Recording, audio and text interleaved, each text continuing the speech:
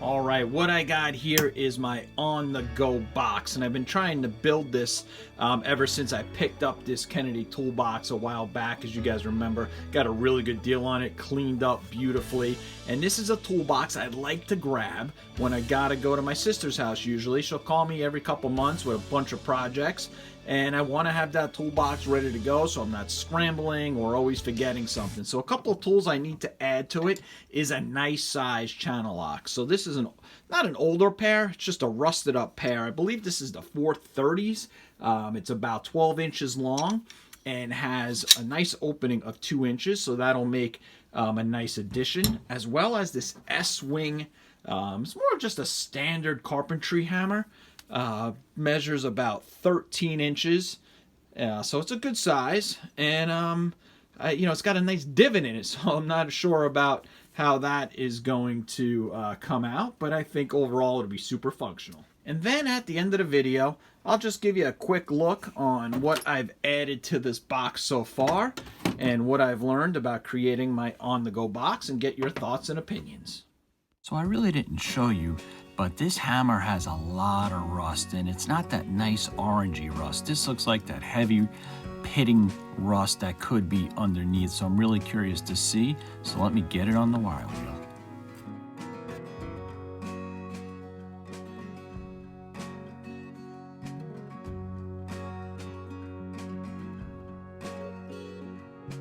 And while I'm in front of the wheel, I might as well get the Channellock going.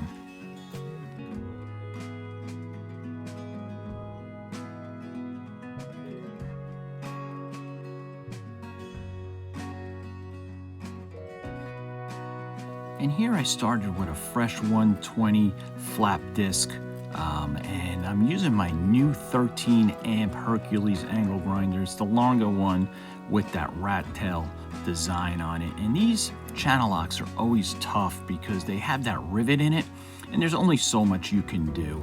And my goal is not to necessarily take these down to being a showpiece, but just really to get back into service. And here is my 42-inch Dayton belt sander that you've seen recently if you saw the video that I picked up, and I got a really good deal on. Let me tell you, the power on this, the way it just feels industrial compared to my smaller, cheaper type belt sander. And what's really cool about it is it can run like this, where it's on 2 wheels, or you could put it on 3 wheels and it'll have less play. As you can see I'm doing there, I have it loose right now, and it works that with the platen as well. So if I had it on the 3 wheels, I would not be able to push against that belt as much, and it allows me to use it with the platen and still have that flexibility.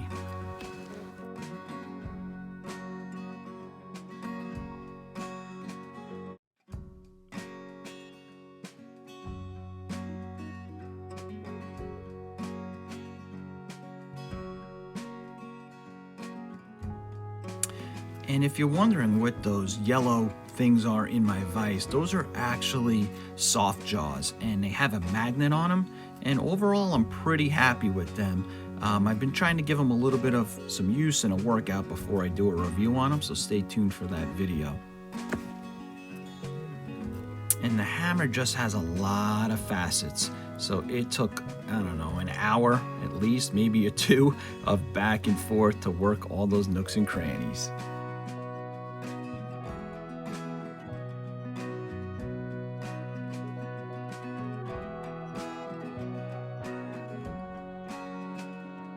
And every sander has its place.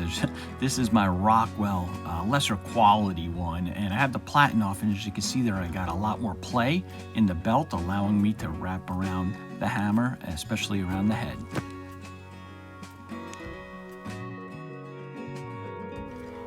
And here I got my fiber wheel set up.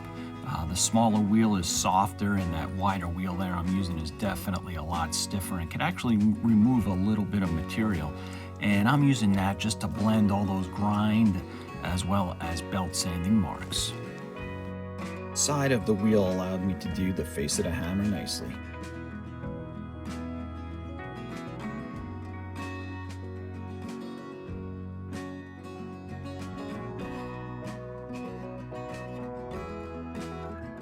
And the good old Dremel tool to get in all the nooks and crannies.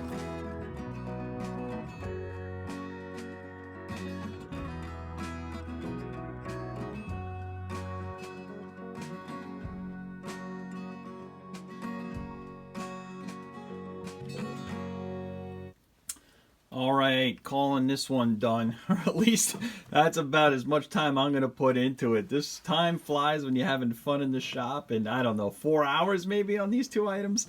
All right, let's look at the Channellocks first. As it turns out, they're actually, if you look there, you might, yep, 440. And like I mentioned, the rivet causes some issues. You can't take them apart and really grind down on them. But I am happy overall the way they came out. And, you know, I know there's some videos out there Scoutcrafter did, and, you know, just talking about the fit and finish of Channellocks. And that was, you know, partly my idea when cleaning this up was knock all those rough edges off. Yeah, Channellock uses great steel, but they, you know, they're trying to bang these out in the factory. So, you know, they don't spend a lot of time on sometimes just really rounding the edges off, and that was one of the things I was able to accomplish. The handles overall came out pretty good.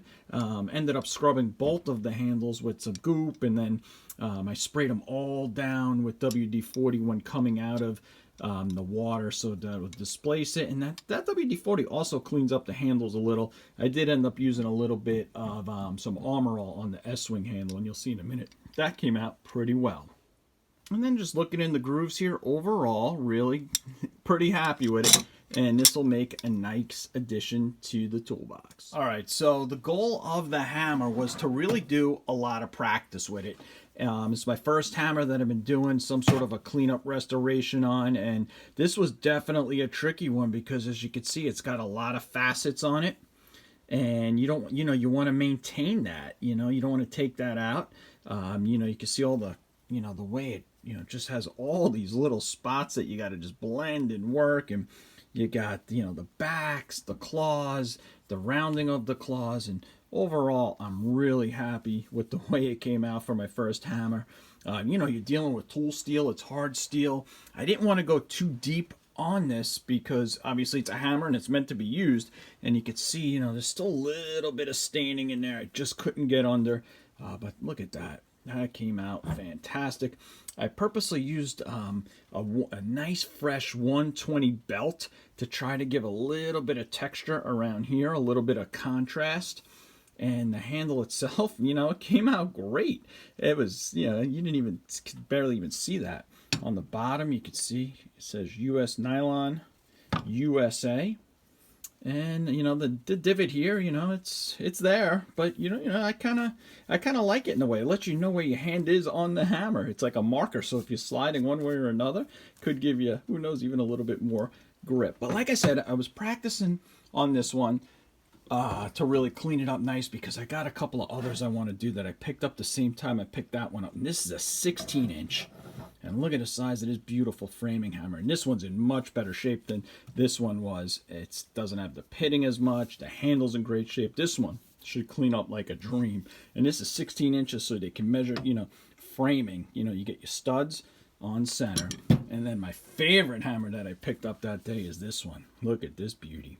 So this one, not too bad with the pitting. It's got all the same designs though, with the facets.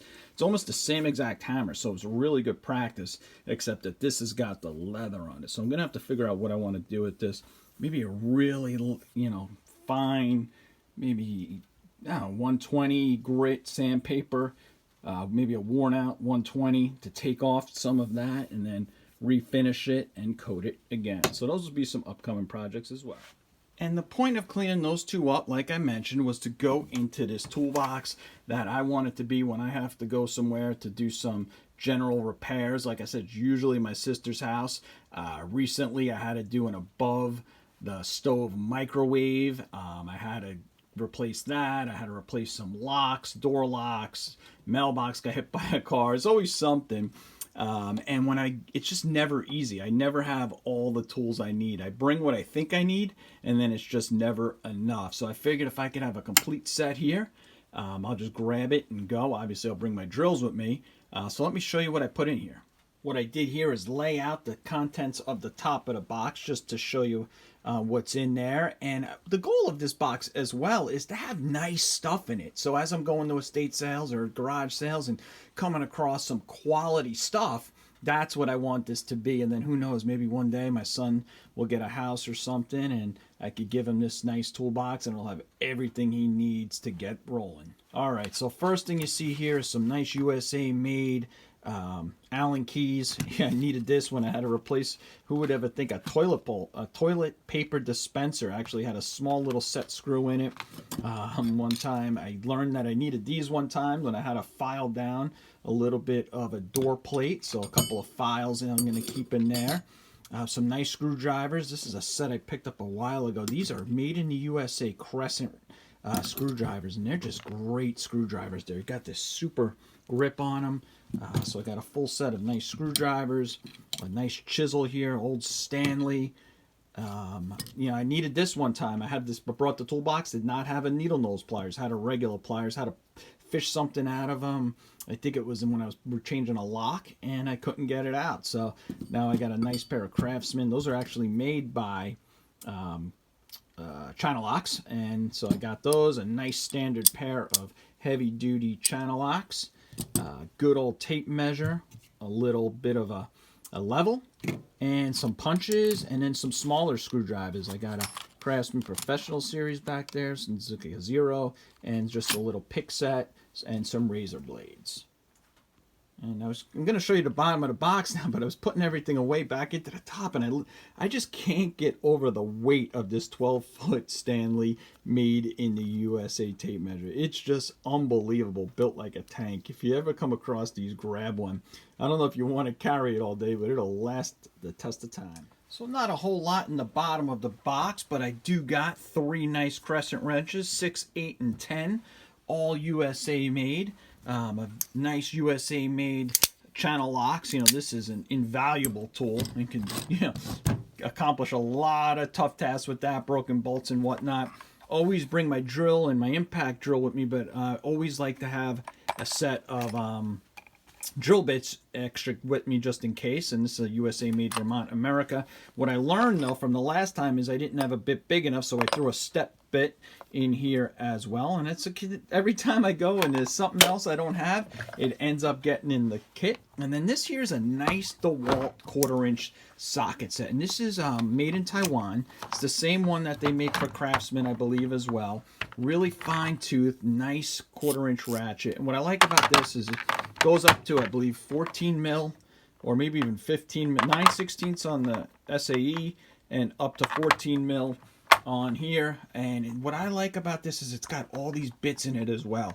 So I get the versatility of all these bits and having a driver. So, you know, I could have come across a lot of different types, and I should be in good shape with this.